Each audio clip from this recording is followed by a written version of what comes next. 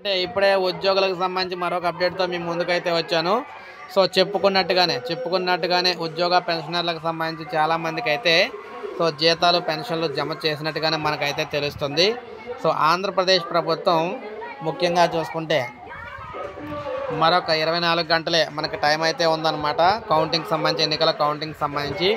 ఈ లోపల ఉద్యోగ పెన్షనర్లకు సంబంధించి జీతాలు, పెన్షన్‌లు జమ చేసేందుకు సర్వత్రా ఒక పక్కన అయితే చేస్తూనే ఉంది.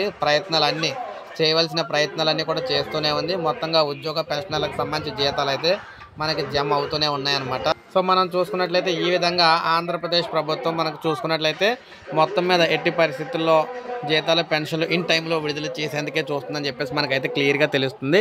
సో, ఈ నేపథ్యంలో ఎట్టి పరిస్థితుల్లో అయితే ఎన్నికల పోలింగ్ తర్వాత కాకుండా ముందే విడుదల చేయాలని చెప్పేసి కృతనిశ్చయంతో అయితే మనకి సీఎం జగన్మోహన్ రెడ్డి గారు ఉన్నట్టుగా తెలుస్తుందన్నమాట. అందువల్లే జీతాలు, పెన్షన్లు అయితే మనకి జమ అవుతూ ఉన్నాయి. సో, ఇది మనకి ప్రజెంట్ లేటెస్ట్ అప్డేటు.